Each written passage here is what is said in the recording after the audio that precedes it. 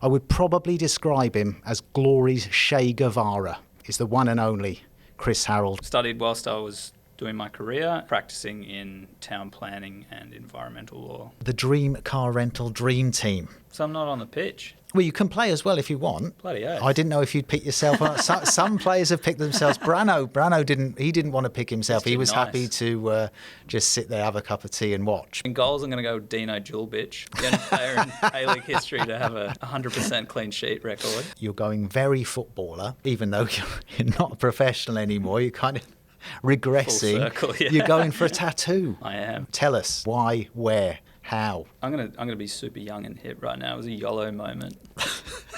Just working from home, and normally in my underwear and normally in a singlet and yeah, you know me, and speedos.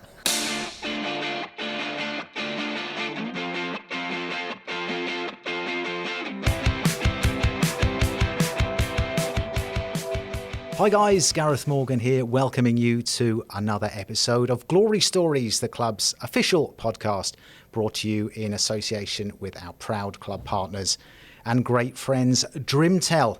Now, before I get underway today, I do have a disclaimer for you, much as I did before we chatted to Brandon O'Neill a couple of weeks ago, because I can tell you for certain that today's pod is going to go off the football piste by some distance. Now, there will be plenty of football chat, don't worry about that. Why wouldn't there be, when you bear in mind that today's guest is one of just 4 Glory players to have made more than 140 A-League appearances for the club and rattled in 21 goals just for good measure. But as well as a player, he's also a muso, a foodie, a free thinker, a radical, an environmentalist. If you forced me to label him, and you would have to force me, I wouldn't do that of my own free will, I would probably describe him as Glory's Che Guevara. Admittedly minus the beret, the AK-47, the army fatigues, and the motorbike. So it's probably not the most accurate analogy, but I'm sticking with it anyway. In case you haven't guessed already, our guest today is the one and only Chris Harold. Chris, fantastic to see you. You are looking immaculate. I knew I was seeing you today, Gareth. You've made the effort. You have made the effort. It's fantastic to see you, mate. Thanks very much indeed for coming in. You will notice possibly on the screen that I have bought Chris a gift today just to thank him for his time. It's gone down reasonably well, I believe. Yeah. The ethical score is high, so I appreciate that. I did make a bit of an extra effort with that one. It's not something that I've just picked up in Woolworths or Coles like I normally do. I did, Or out obviously. of your daughter's treat bag. Exactly right. Being based in Frio, obviously quite easy access to a number of stores that stock Be surprised if you could get these kind of Cadbury items. in that neck of the woods. Probably not. No, they'd frown upon that. Even if you asked for it, you'd probably get chucked out. Socially But, ostracized. Mate, you are, as I said, you're immaculately turned out, which leads me into my first question. We'll come to your Glory career in a moment or two, but what are you up to? For anyone who doesn't know, what are you up to at the moment work-wise? I'm a practicing lawyer, have been for just gone 4 years. So I studied whilst I was doing my career and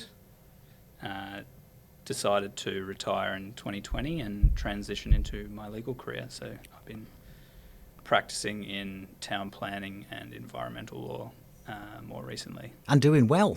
An award winner, no less. I noticed. Not I noticed technically a an award post. winner, but I made a glorified list, which I was very proud of. The details: rising star in planning and environment law in the Doyle's Guide rankings. No more needs to be said. No, I think it probably I'll does. let you toot my horn for me.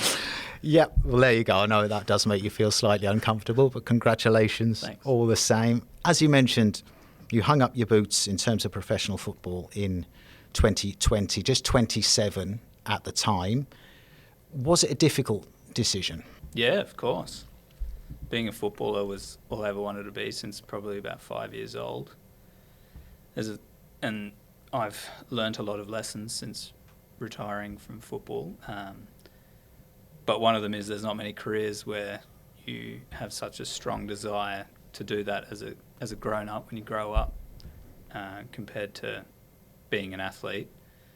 So, and it was all I've ever known. I was a professional since I was 18 years old, so I had no exposure to any other career, but I had numerous reasons why I made the decision. Didn't make it any easier, and I think it took me probably about 2.5 years to fully come to terms with everything, and I think accept that I was no longer an athlete. So it was a very difficult period. So what was, I mean, without going into necessarily all of the reasons, what were the main drivers behind it? Because it was around about the time that COVID hit, if I remember rightly. Was that a factor? Yeah, definitely. Look, the primary reason for me was I wanted more stability for my young family. I had a daughter, my first child, a bit over a year prior to COVID.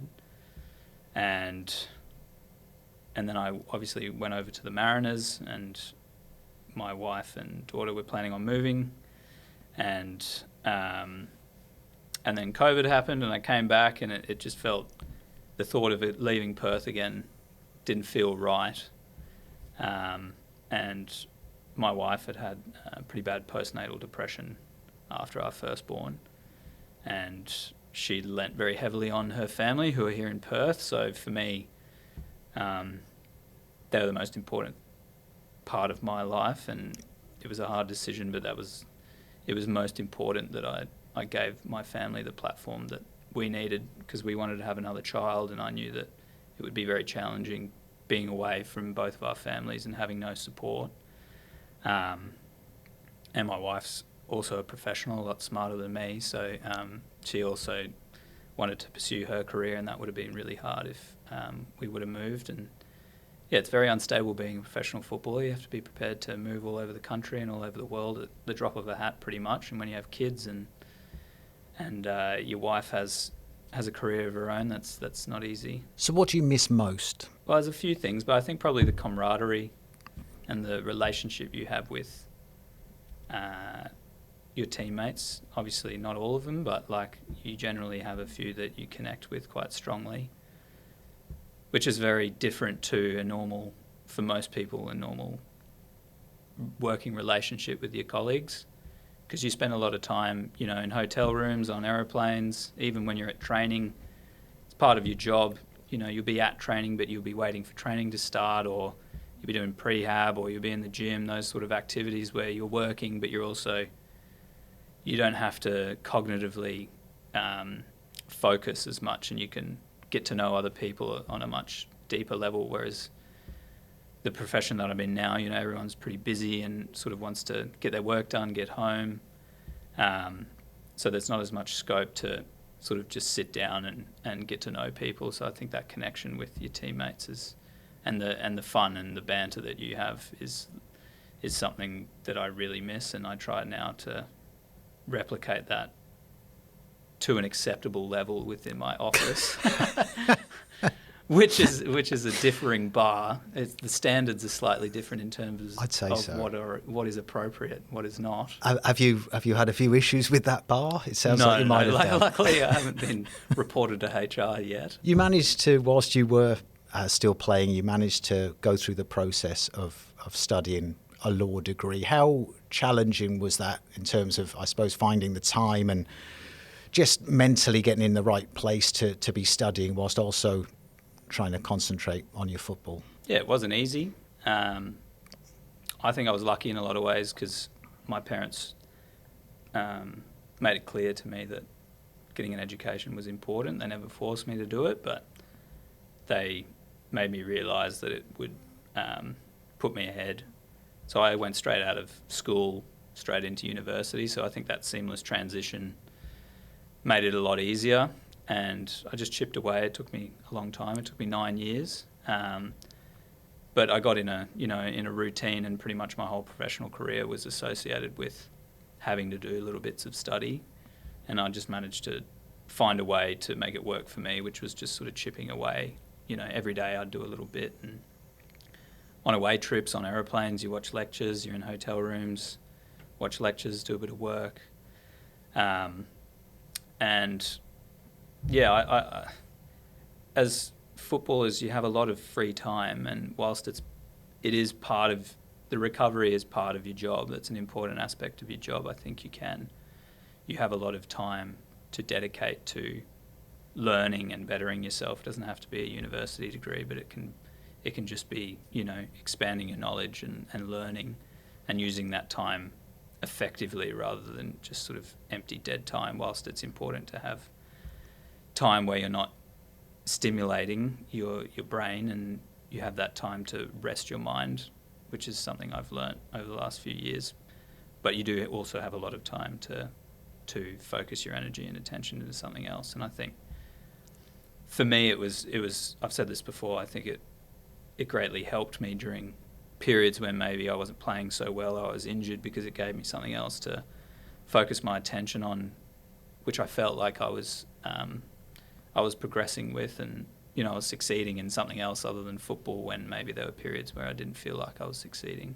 Well, staying on the educational theme, I know as a youngster you spent a fair bit of time in Singapore and Malaysia. I'm presuming were you in international schools over there? Was this to do with your parents' jobs? What was the reason behind the travel as a child? So I only lived in those countries till I was 5, so I only went to Montessori school. But my dad's a civil engineer, and my mum and dad lived in Southeast Asia for 10, 11 years. So I think that was a pretty cool start to life for me, and probably like a good subconscious learning and experience in different cultures from a very early age, which I'm sure has influenced me today.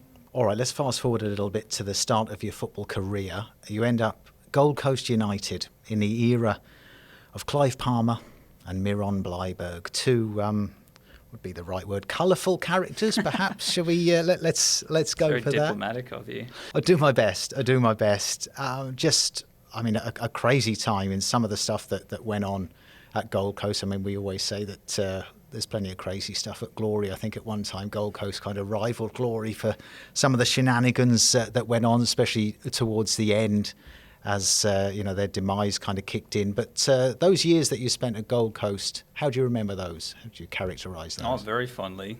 I was an 18-year-old guy who just finished school, who was still living at home near my friends, playing football every day, but still managing to party as well with my friends. I was getting paid nothing.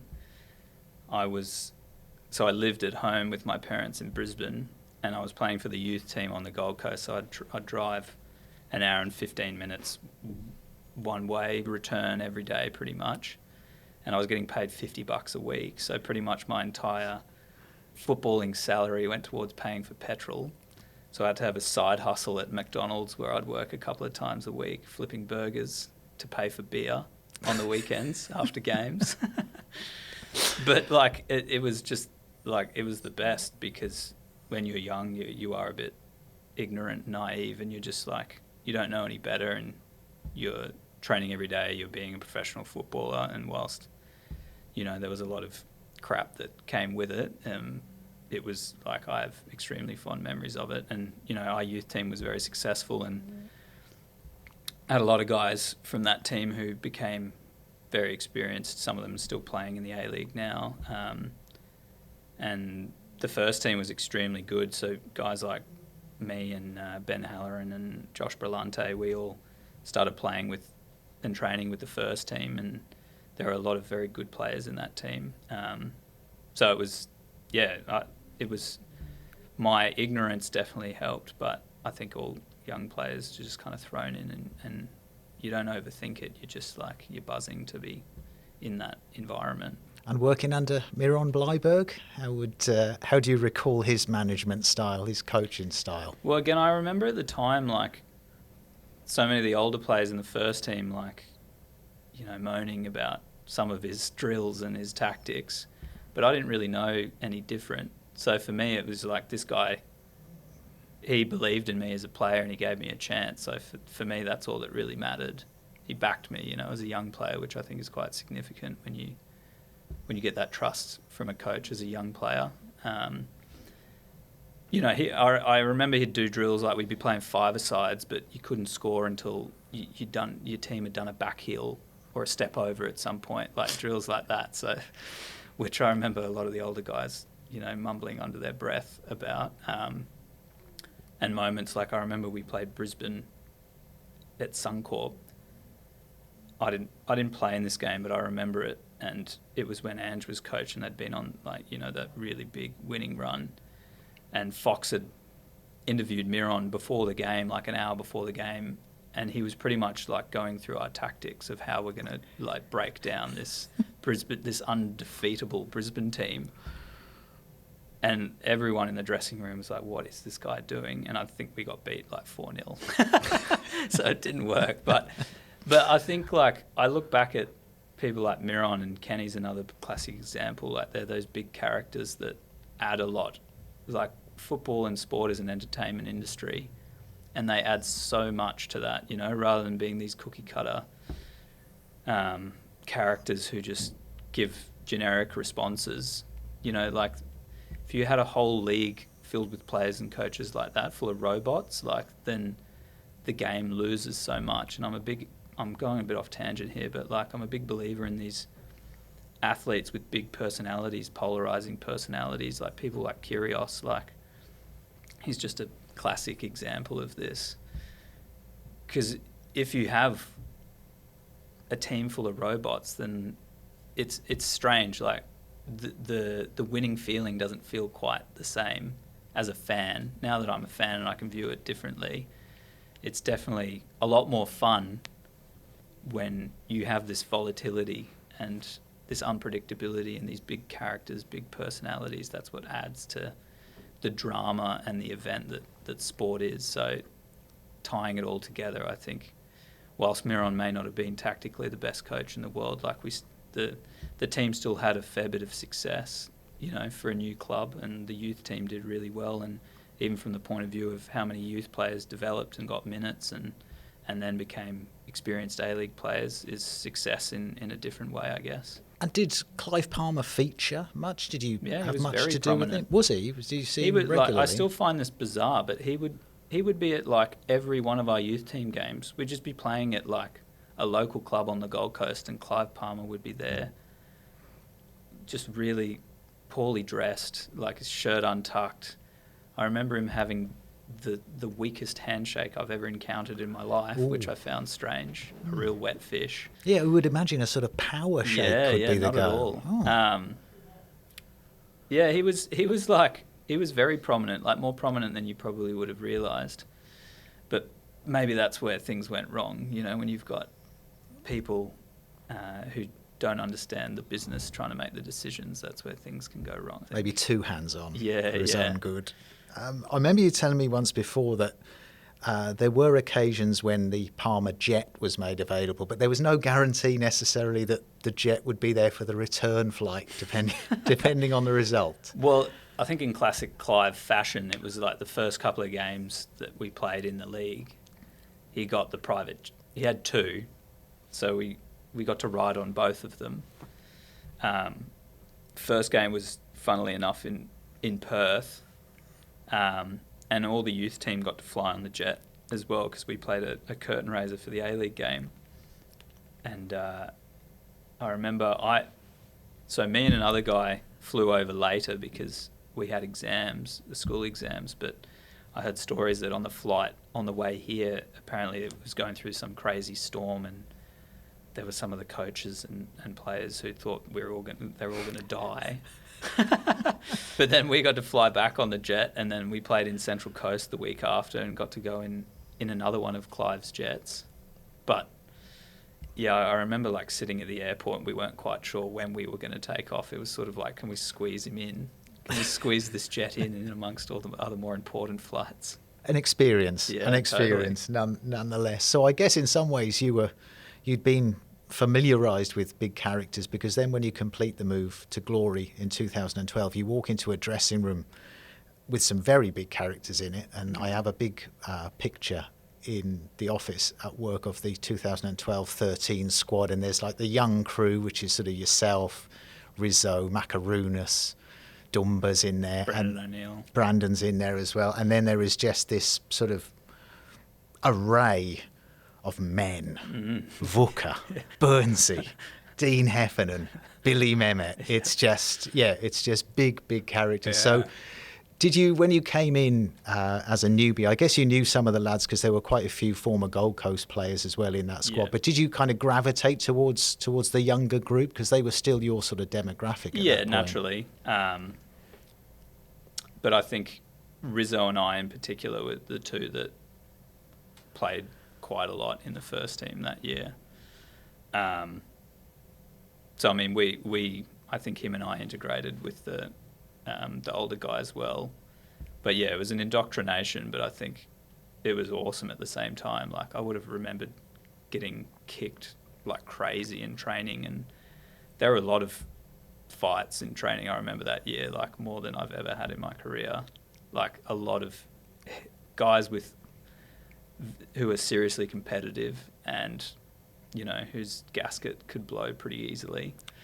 But I think I've never really thought about it before, but I think that probably toughened me up a lot in terms of learning. That's the kind of player that I was, to learn to take hits and really not thrive on it, but like learn to deal with it and not let it affect me too much, and know that, you know, if you're getting that sort of reaction out of an opposition player, then you're beating them.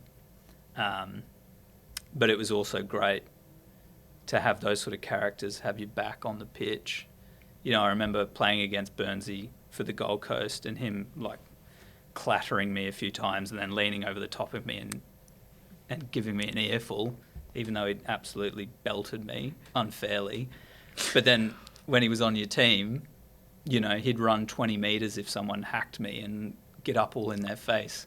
So I remember like loving that, you know, knowing that you've have these guys that had your back, particularly as a young guy who was prone to being fouled. It was always comforting to have those sort of personalities in your own team. And I'm guessing Fergie as a head coach who had a sort of old school upbringing, shall we say, you know, you don't play that many games for Rangers without being able to take care of yourself. I'm presuming he let a fair bit go in training? To a degree. There was a few times, I remember one particularly, he sent Vuka away halfway through training because he nearly lost his mind. Nearly beat someone up. So I think he knew where to draw the line. You know, he was so experienced as a player and a coach that he knew when was the right time to step in, and then when to let it go and let guys sort it out themselves. I think as a coach, it's good to let the players involved and also their teammates try and sort the problem, because that sort of stuff happens on a pitch and you don't want your coach holding your hand. It's up to the experienced players to deal with that problem in the moment and calm your teammates down and regain focus. So a lot of fond memories. Did you feel that 2012-13 side should have done better than it did? Because when I look at the personnel in there, it was. I mean, obviously we came off the back of the 2012 grand final defeat, and looking at that squad, that's a very strong A-League squad. Yeah, I feel like the team didn't change that much from those 2 years. If anything, we probably, you know, we brought in players like me and Rio Nagai, who was a good player as well. So it was a shame that we didn't do better than we did. But I do remember at the back end of the season, I think when Ali came in, we turned it around and we started playing really well. Alistair Edwards, you mentioned him there. We'll talk about coaches. We already talked about a little bit about Fergie, a bit about Miron Bleiberg as well. Alistair Edwards, what was your experience of playing under Ali? Because he tends to polarise opinions a little bit. Yeah, I think my opinion of him is also polarised. I think tactically he was very astute and he knew how to set his team up, and we were very structured and everyone knew their roles. He was that sort of coach, but my opinion of him was his man management could have been a bit better. And because I think he'd coached a lot of junior teams and then he'd come into this team with a lot of experienced big personalities that he didn't quite know how to manage them,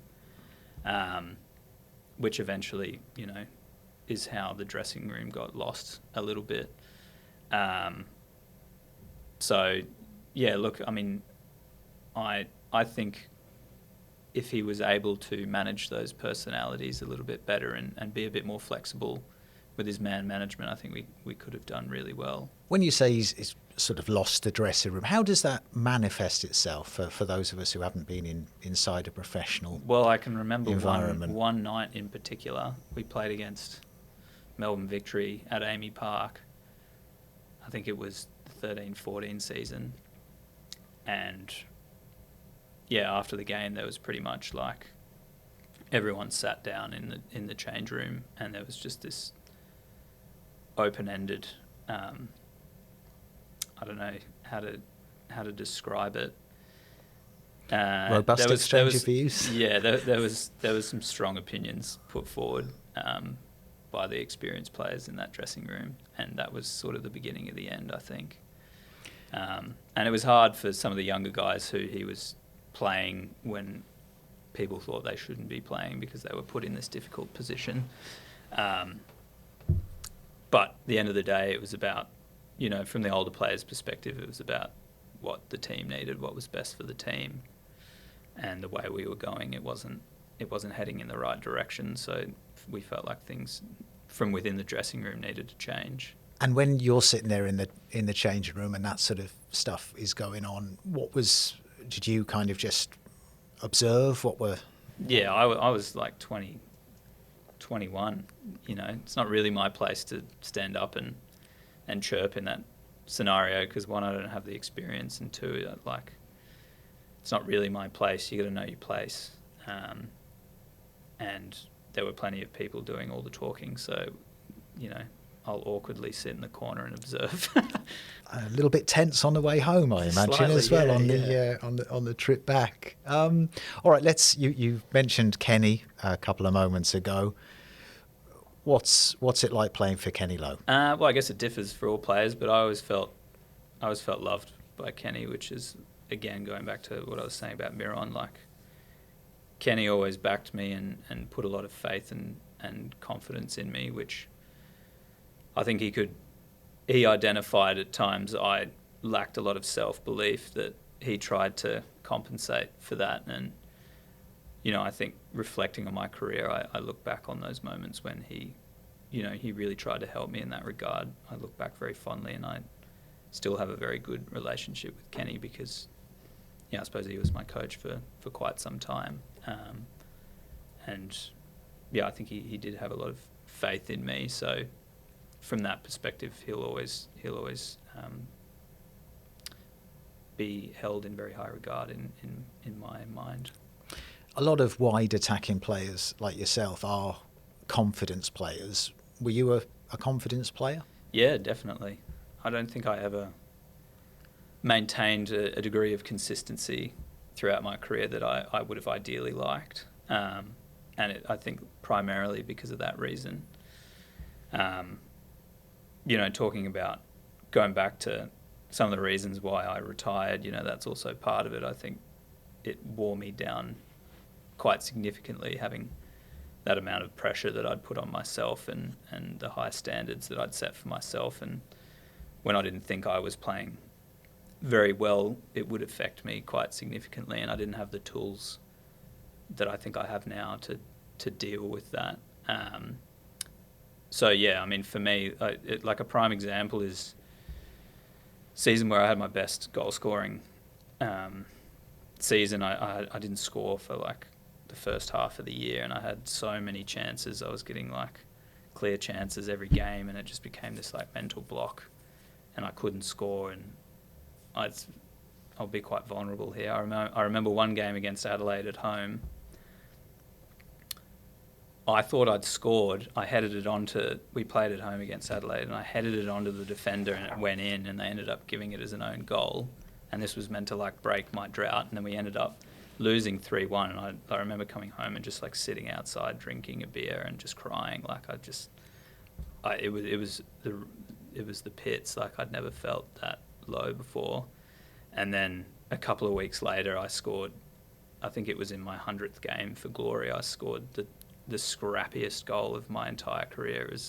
It was a disgusting goal. I think I tapped it in from about 2 yards after a scramble in the box, and then after that I ended up scoring like 7 or 8 goals in 7 games. Like I just went on this run. So that kind of like, it's amazing the psychology of sport, which is something I've learned to appreciate a lot more since I've retired. But just it just shows the mindset that you have. And yeah, I think particularly as an attacking player, because you're trying to be more creative and you have to try things, you have to experiment. Your game is to try and do something a little bit different that might unlock the door. So sometimes that comes off, sometimes it doesn't. You have, moments where in your own mind, it's going to come off. Like you just know it's going to work, and then others, you're already doubting yourself when you get in the ball. So it's very, I think the players who are exceptional are the ones that are able to sort of block out that noise, and like, despite the failures, they just keep going and keep going and keep going back. They're not scared of failing again. I think that's a big. Whereas I became scared of failing in whatever it was, whether it was, shooting or trying to cross a ball in a certain way, or take a defender on, or come and receive a ball in a certain area. If I'd done it a couple of times and it hadn't worked, I'd probably try and avoid doing it because I didn't want to make the same mistake again. Whereas in retrospect, like I should have kept trying. I should have kept, had that bravery to keep doing the same thing. Was it something that you tried to get any kind of help with in terms of? Yeah. Because obviously, I know sports psychology now is huge. Probably slightly less so then, even though we're not going back, obviously, decades by any means. But so was it something that you looked to try and remedy? Yeah. I saw a sports psych for the last couple of years of my career, like sporadically when I needed it. And I actually still see him now. He's helped me in my transition and dealing with issues that I have now in my new life. So I think it's got a massive role to play. As I was saying before, I'm a massive believer in mindset, and your mindset can dictate what you end up achieving and what you believe you can achieve. And I think it's hard in a footballing world because that mental fragility is I wouldn't say frowned upon, but you don't get a lot of sympathy. So you have to find ways to deal with difficulty that you're experiencing, whether it's personal or whether it's purely performance-based. And just giving yourself, the space to express the issues that you're having, and two, having tools to deal with that, in the build up to a game or in training or in the moment of a game, having those tools to sort of reset and not go down the rabbit hole and affect your performance negatively. No, there's definitely plenty of work that the game still needs to do. I think you're absolutely right in terms of maybe destigmatizing might be a bit strong, but certainly just taking a more open-minded approach to that aspect of athletes' mindsets and characteristics and so on. I think that's a very fair point, and thanks for talking about that. We appreciate that. If we can move on to the Dream Car Rental Dream Team, a six-a-side team. You're in charge. I'm picturing you on the bench coat. So I'm not on the pitch. Well, you can play as well if you want. Bloody oath. I didn't know if you'd pick yourself up. Some players have picked themselves. Brano didn't want to pick himself. He was happy to just sit there, have a cup of tea and watch. But Tags picked himself straight away. He was no surprises there. he was straight in the side. All right, so in that case, you've just got to pick 5 other players. The only rule really is that I do want you to have a proper goalkeeper. We're not having any of this nonsense about a rush goalkeeper. I need a proper goalkeeper, yourself, and 4 outfield players. Go. Well, yeah, I'm definitely picking myself. One, because I don't get to play anymore. So if I got the opportunity to play, I'd be absolutely buzzing. So in goals, I'm going to go with Dino Julbic, the only player in A-League history to have a 100% clean sheet record. This is true, as he likes to remind us. Yeah, I know, because yes, I only know that because he's told me that about 100 times. Yeah. Also, the most resilient footballer I've ever played with. His mindset is quite incredible.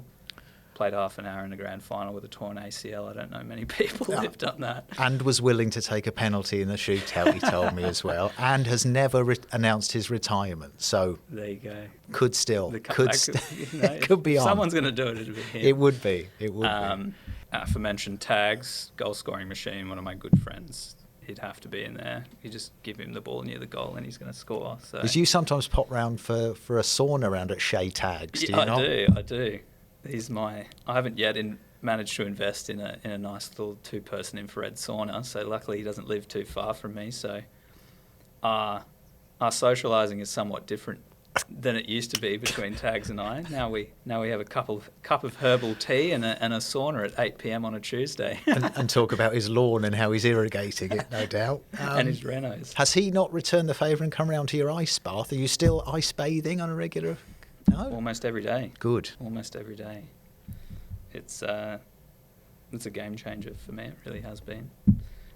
In what way? What are the main benefits that you're getting from that? I know we're moving away from the dream team. We will come back in a sec, but whilst we're here, it's connected to Wim Hof and my love for Wim Hof, and I found him at a point in my life where I needed something, and he fundamentally helped me change the way I view a lot of things in my life. And so the ice bath is meant to represent, that daily challenge and grounding exercise. I do it almost every morning, where I have this moment of stillness, and it's about, regulating your nervous system and calming yourself down in a seriously stressful situation. And yeah, look, I think that I won't ramble on about the science behind it, but I think people, if they're interested, they can find a lot of information now about the benefits of ice bathing. But yeah, the mental clarity that comes with it, and the energy, and it's more so the mental challenge, and again that mindset of teaching yourself to deal with discomfort and adversity. So that's my ice bath preach. Thank you for prompting that. I took us off piece there, full responsibility for that one. So, but no, Tags' ice bath is much nicer than mine. So I think he did come round to mine for one before he bought his own. So he has. He's got a good setup. I've seen the setup good. Around at Tags' Very house. jealous. He has. He's done well. So Dino's in goal. I've let you have that. Kind of strained. Technicality. You managed to get that in, and Tags is up top. So, including yourself, there'll be another 3 players I think we're picking. Yeah. So then I'd go. I'll play me and Diego Castro as sort of attacking players. I mean, you can't not have, if you've played with Castro, you can't not have him in your team. He was truly amazing. I think the egotistical, selfish side of me at times when I was playing with him used to get annoyed because he would and could do everything himself. So, he had no use for us mere mortals. Just useless little side pieces to his masquerade. He was unbelievable. He really is. I think he's got to be the best A-League player of all time. From my experience in the league, I guess, guys like Thomas Broich are also up there as well, but he was amazing, and we're truly lucky that we managed to get him not only in the A-League but to the Glory, and the Glory fans got to witness him play for so many years. And I got to play alongside him as well, which was pretty great, and he only made me better because of how good he was. And then in defence, I've gone for a team very lad orientated, because I'm a loyal guy, and I hold my good friends close. So Josh Risdon, he's the new games record holder. I feel he has to go in there. Also my former roommate when I first moved to Perth. And it's been great to see him back here in Perth, where I think he belongs, and I think he's appreciated and understood that now. And it's nice for him to be back playing in front of his friends and family back in Perth after so many years away. And Scotty Neville recently retired. Scotty Neville, another really good friend of mine, new dad. He's just had a baby. Absolutely. Congratulations to Scott. Not that I think he'll listen to this. He does. Does he? does. I was in touch with Far him out, in the he week. must have a lot of time on his He's got hands. loads of time. I told him that he was mentioned in the tags one that we did the other week. So I think he tuned in for that one, and Yeah, right. so he will receive this message, which is nice. Even he's got to be the fittest player I ever played with. That guy was Machine. an absolute machine. So he'd be able to run for about 3 weeks straight without stopping. So when everyone else blew a gasket, he'd still be there. So yeah, I'm pretty happy with the balance and also the culture and the camaraderie that those guys would really be playing for each other out there, which I think is important. It's a good side with a very strong Perth flavour, which will go down well with the members and fans. So yeah, very good selection. I like that, both from a football and a personality perspective. Now, we are coming towards the end, mate, but a couple of things I did want to touch on. Before we started recording, you mentioned that you're going very footballer, even though you're not a professional anymore. You're kind of regressing. Full circle, yeah. You're going for a tattoo. I am. Tell us, just details. What's going on? Why? Where? How? When? It was. I'm gonna be super young and hip right now. It was a YOLO moment. I'm fully entrenched in a marriage with a woman that I love, and she's not going anywhere, let's be honest. And so I thought, I've got 2 beautiful kids who are, my favourite things in the world, favourite people in the world. So I thought I'd get something to represent them. What is it going to look like, and where is it going to be? Do you really want that level Yes, of detail? we do. You can't leave us hanging. We need to. I mean, it's not anything inappropriate. Don't worry. It's not. It's not on your buttock or anything like that, as far as I'm aware. But luckily, I'm getting an echidna and a Tasmanian devil to sort of an inside joke in our family to represent my 2 kids on my forearm. Is Tags giving you some advice on where to go? I Because did- God I knows did he knows a ask him, tattooist or two. But That man. I think his style is quite different to mine. So I was actually quite disappointed in the big man. I went to him and I said, "Look, mate, I'm getting a tattoo. You're obviously the guy to go to." And he floundered. I was disappointed. I suppose Rizzo would have been next best, because he's no stranger to a bit of ink. No, well, the problem with Rizzo is I remember when we lived together, one of his mates had a tattoo gun, so him and Cliz decided to get their mate to tattoo them, and they are the worst tattoos I've ever seen in my life. Is the one that Rizzo's got, which appears to It's be a dice, I think. Well, there's also a Labrador wearing a flat cap. Oh, I haven't Is seen one that of one. them. No. No, he also had the Yoshi is quite infamous. Do you know the Yoshi one? Yes, yeah. So we went through that period where a lot of the guys were playing Nintendo Wii on away trips. Yeah. So he decided to get a large Yoshi, Mario Kart Yoshi on his thigh. Well, there you go. That's just him, so it kind of works, Well, I think it's fair to say that your tattoo will be, I don't know, perhaps a little more meaningful, shall we say? And Hopefully. Maybe just leave it at that. But Chris, so much we haven't touched upon. I can feel possibly a part 2 coming up at some point in the future. If you don't mind popping back in, but we'll have to leave it for today. Thank you so much for coming in. Thoroughly enjoyed it, as always. Thank you for inviting me. It's nice. And you made such an effort with the suit and the Yeah, tie. I was just and working from home, normally in my underwear and normally in a singlet and you know me. and speedo. You can showcase the new tattoo with that sort of Straight out of the outfit. ice bath. No, thanks again. I really appreciate it. Thanks to everyone who is downloading and also watching on YouTube. Really appreciate your support and your positive feedback.